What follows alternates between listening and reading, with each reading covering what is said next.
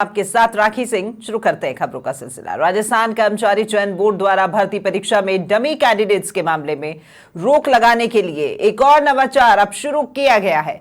Board द्वारा आयोजित हो रही कनिष्ठ अनुदेशक भर्ती परीक्षा में आज बायोमेट्रिक उपयोग किया जा रहा है। साथ ही सभी कैंडिडेट्स की फेस स्कैनिंग भी की जा रही है।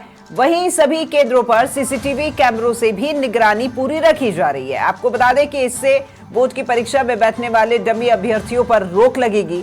और ये भी बताएं आपको कि बोर्ड द्वारा डमी कैंडिडेट्स को देखते हुए करीब 40 से ज्यादा एफआईआर दर्ज कराई गई हैं।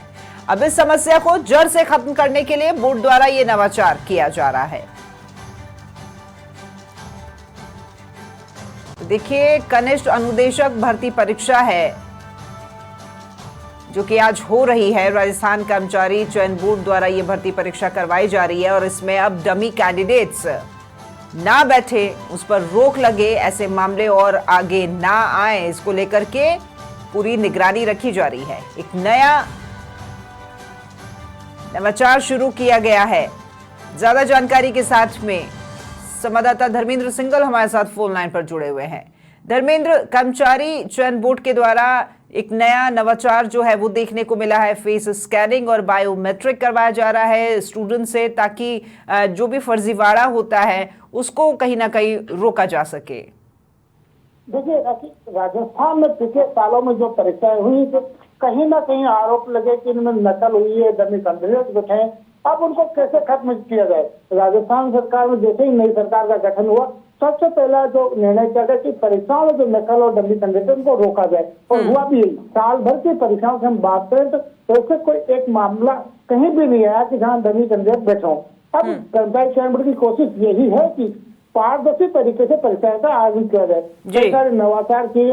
अब एक बड़ा नवाचार आज से शुरू हो गया कि जो कैंडिडेट परीक्षा देने आ रहा है उसको बायोमेट्रिक अटेंडेंस ली जा रही है, स्कैनिंग की जा रही है और सीसीटीवी कैमरे के माध्यम से जो बोर्ड कार्यालय वहां पर एक बड़ी सी वाल लगा करके वहां निगरानी की जा रही है कि किस तरह से परीक्षा संचालित हुई, किस तरह से कैंडिडेट बैठे हैं और परीक्षा का जो आयोजन है वो सफल परीक्षा आयोजित हो, उसको लेकर के नवाचार किया गया। और आज के बाद में जितनी भी परीक्षाएं होगी इस तरह के नवाचार वहां पर किए जाएंगे और सभी परीक्षाओं में ये जो साधन है वो अपनाया जाएगा। क्योंकि देखिए, कर्मचारी बोर्ड को इस समय सभी परीक्षाओं कहते थे 90% परीक्षाओं का जो जिम्मेदारी है कर्मचारी चयन बोर्ड को दी गई, तो बड़ी जिम्मेदारी इसके पास है। तो वो भी यही चाहता है कि पारदर्शी तरीके से परीक्षा आयोजित हो। जी राज।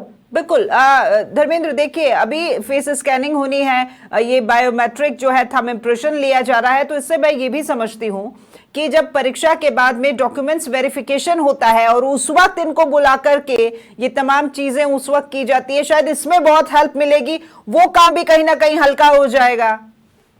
देखिए, समय की बचत बिल्कुल जरूर होगी, साथ में ही अब कहीं भी कोई गुंजाइश नहीं रहेगी कि जो दस्तावेज सत्यापन होगा जिस समय वहाँ किसी तरह का कोई फर्जीवाड़ा हो, कोई चांस हो नहीं सकता कि वहां पर, क्योंकि ये जो अभी बायोमेट्रिक अटेंडेंस है वहां दोबारा से उनकी अटेंडेंस ली जाएगी, फिर स्क्रीनिंग वापस से की जाएगी और तीसरी जो सुरक्षा व्यवस्था है उससे गुजरने के बाद ये परीक्षा आयोजित होगी। तो दस्तावेज सत्यापन के समय भी यही दस्तावेज वहाँ काम में ले जाएंगे। तो जो पुरानी जो परंपरा जो चल रही थी कि कभी परीक्षाओं के समय नकल या दस्तावेज सत्यापन के, चूंकि पिछले पीटीआई भर्ती परीक्षा की बात करें या ईओआरओ की जो एसआई भर्ती की, तो वहाँ जो आरोप लग रहे उनको कह सकते अब यहाँ पर खत्म होने जा रहा है और कहीं कोई गुंजाइश नहीं छोड़ी जा रही है। जी राज। बिल्कुल, बहुत शुक्रिया आपका धर्मेंद्र तमाम जानकारी साझा करने के लिए।